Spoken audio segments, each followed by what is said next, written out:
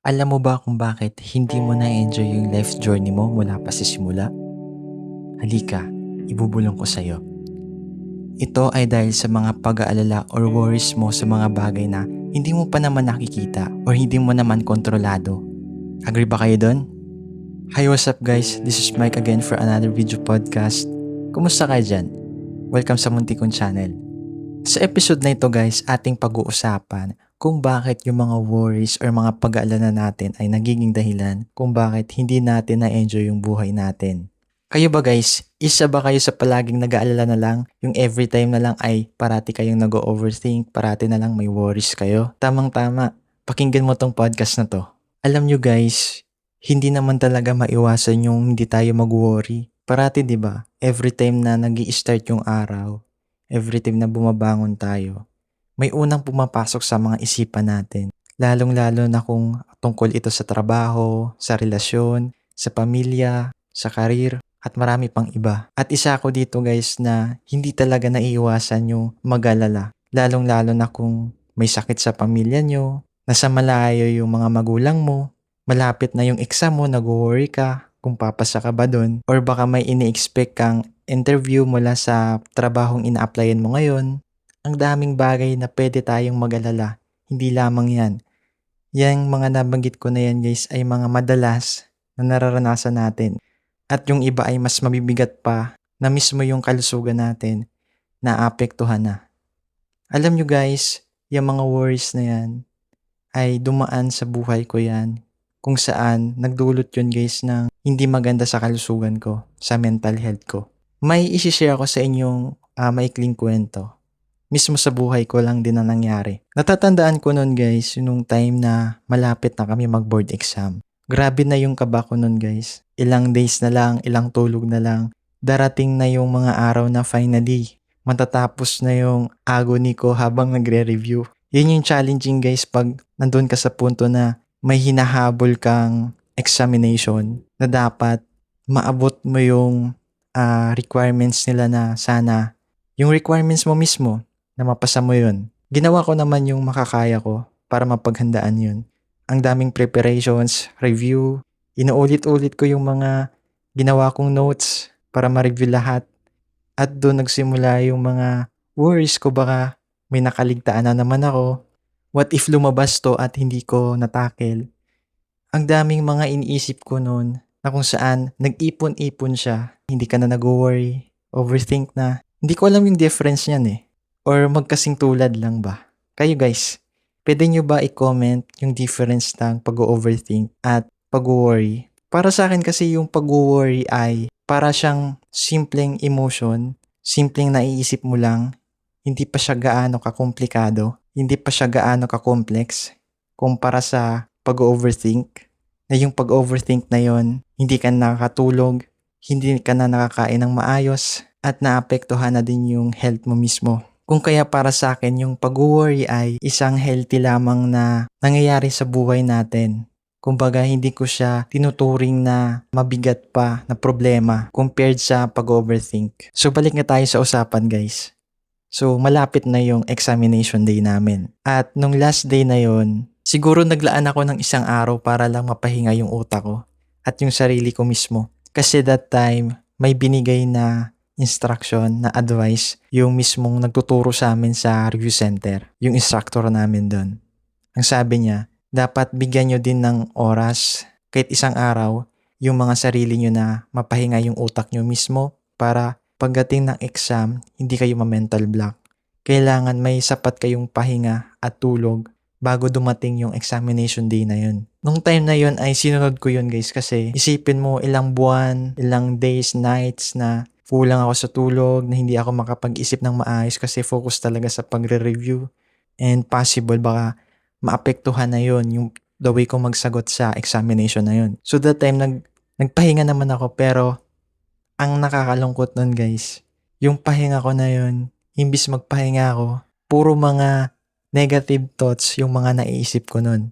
Parating nag-worry ako kahit hindi pa dumarating yung exam, kahit hindi ko pa alam kung ano yung mangyayari. Kahit hindi ko pa alam kung ano yung lalabas sa examination namin. Kumbaga, inuunahan ko agad yun ng pangamba ng takot, ng pag-aalala, ng pag-overthink. Grabe na yung panic ko nun. Yung feeling ko na nagpapalpitate na ako. At hindi ko alam dahil ba yun sa pag-inom ng kape or baka dahil na din sa mga pag-aalala ko na hindi ko na makontrol. Hanggang sa dumating na yung gabi, hindi ako makatulog. Sinubukan kong makatulog nun guys ang maaga pero ending, hirap akong makatulog. Isipin mo yan guys dahil sa pag-aalala ko. Papasa ba ako dun? Magiging okay ba yung exam nun? Kasi nung time na yun guys, pandemic eh. Kumbaga kami yung first batch during pandemic na mag-exam. Challenging yun. Naka-face mask ka and then nakasuot ka pa ng face shield. And naisip ko nun, kakayanin ko ba? Lalong-lalo ngayon na may nararamdaman ako sa sarili ko na hindi ko maintindihan kung bakit nagkakaganito ako. Hanggang dumating na yung first day ng examination, kala ko hindi na ako makapag-exam nun. Ginising nila ako nila mama nun tas ni papa na ayun na nga, kailangan ko nang gumising and kailangan ko nang maghanda kasi need ko pang bumiyahe that time. Pero pinanghinaan ako ng loob nun guys, sabi ko. Parang hindi ko kaya mag-exam kasi nagpapalpitate ako. Yung iniisip ko nun, hindi na tungkol sa board exam eh. Pati na yung tungkol sa nararamdaman ko that time, iniisip ko na siya. Nag-aalala ako baka pagdating dun sa venue ng examination namin, baka bigla na lang akong mahimatay. Baka bigla na lang ako mawala ng malay. Hanep yan. Grabe yung kaba ko nun guys. Hindi ko ma-explain. Nagpa-check up naman ako noon guys nung mga days na nagre-review ako kasi na-trigger siya dun eh. And that time, nag-exercise din ako. Napa-check up ko naman yung sarili ko noon. Okay naman. And binigyan naman ako ng reseta ng doktor. May binigay siyang gamot. Kung may time na nafe-feel ko na parang nagpapanik ako and then bumibilis yung heartbeat ko, inumin ko daw yung gamot na yon. And nakakatulong naman siya kasi kumakalma ako and then yung heartbeat ko bumabalik na siya sa normal. Sabi ko noon, pag nagpalpitate pa rin ako and parang hindi pa rin siya umuokay, doon na lang ako iinom sa venue ng examination namin. Kailangan kong harapin to. Dapat i-relax ko yung sarili ko. Kung hindi ko iti-take yung exam na yon, sayang lahat ng paghihirap ko, yung lahat ng efforts ko noon. Nagpatuloy ako guys. Pero ang nainis ako noon, hindi pa ako kumakalma habang papalapit ako doon. Kaya pumasok ako nun sa CR and then uminom na ako ng gamot. After nun, okay na. Sabi ko, thank you Lord. Siguro, naging ganun na talaga yung way. Para pagdating ko doon sa room na yon, sa room assignment ko na yon, kalmado na ako. I prayed na sana malagpasan ko to, na matagumpayan ko tong first day ko na to sa examination. Grabe na kasi yung pag-aalala ko noon na hindi ko alam kung magagawa ko ba talaga, kung makakaraos ba talaga ako noon. Alam nyo guys, ang nakakatawa, natapos ko yung araw na ang saya-saya pala.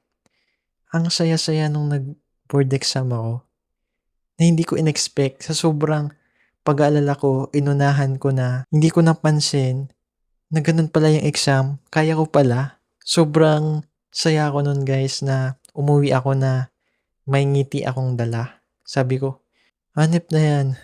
What if kung hindi pala ako tumuloy nun? Wala sana to. Di ako nakapag-exam sana. Kung pinanghinaan ako ng loob nun dahil sa pag-aalala ko, walang mangyayari. Kasi tignan mo yun guys, dahil sa pag-aalala ko, sa pag-overthink, kahit ano na yung dumating na nararamdaman ko dahil lang sa inunahan ko yun ng doubt, ng pag-aalala, ng kawalan ng tiwala. What if kung nagtiwala ako nun? Siguro magiging kalma lang ako nun. Pero in-accept ko yun guys.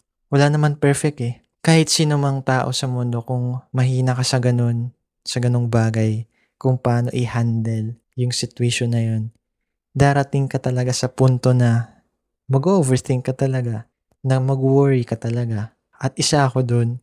Ang daming lessons yung natutunan ko dun.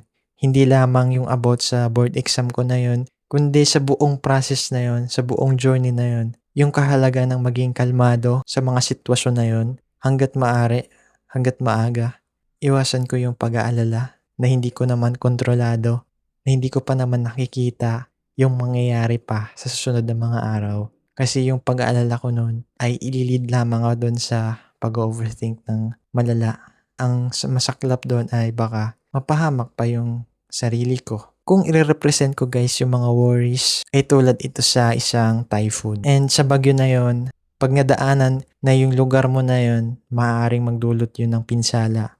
Magkaroon pa ng mga damage sa mga properties, sa mga kabahayan. At ganun din yung nangyayari sa buhay mo, sa mga taong nasa paligid mo, pag once ikaw na yung dinaanan ng bagyo na yun. At ganun yung mangyayari sa'yo pag yung pag-aalala natin, yung pag-overthink natin, hindi na natin kayang i-manage, hindi na natin kayang i-control. Maaaring masira yung career path natin, yung health natin, yung relationship sa loved ones natin. So, ano yung ginagawa natin pag may bagyo? 'Di ba? Nagtitiwala tayo sa bahay na nagiging protection natin. Nagtitiwala tayo kay Lord na hindi tayo mapapano habang andun tayo sa loob ng bahay na yun. At ganun din pala yung dapat na gawin natin pag may mga kinakaharap tayong problema, pag may mga kinakaharap tayong challenges sa buhay. Kailangan na magtiwala tayo sa mga bagay na pwede pa nating gawin, sa mga bagay na ginagawa natin ngayon, sa mga hakbang or steps na patuloy nating ginagawa. Kasi andyan si Lord. Kailangan lang natin na magtiwala na malalagpasan natin yon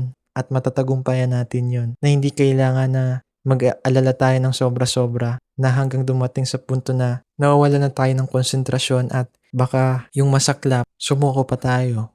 Para sa akin naman, walang masama yung mag-alala. Normal na yan sa pagiging tao, di ba? Normal na yan na process na dumarating tayo sa punto na yan na nag-aalala talaga tayo. Kasi hindi naman talaga tayo robot, di ba? Hindi naman tayo pinrogram na hindi mag-worry. At ang nakakalungkot nun, sa tuwing nag-worry tayo, sa tuwing nag-overthink tayo, may isang bagay yung nasa-sacrifice, yung happiness, yung pagiging grateful. Naapektuhan na yun yung ginagawa mo ngayon, yung moment na ini-enjoy mo kasi pinapangunahan man yung mangyayari pa na hindi mo naman sure na baka okay naman pala. Pinangunahan mo lang. Imbis mag-isip tayo ng paraan kung paano yun solusyonan para mapaghandaan yun, di ba? Para hindi tayo mag-alala. Siyempre, kailangan paghandaan natin ngayon. Gawa na natin ng paraan, ng solusyon. Pero mas pinangunahan natin ng pag-alala yung mga iniisip natin na wala naman tayong ginawa ngayon.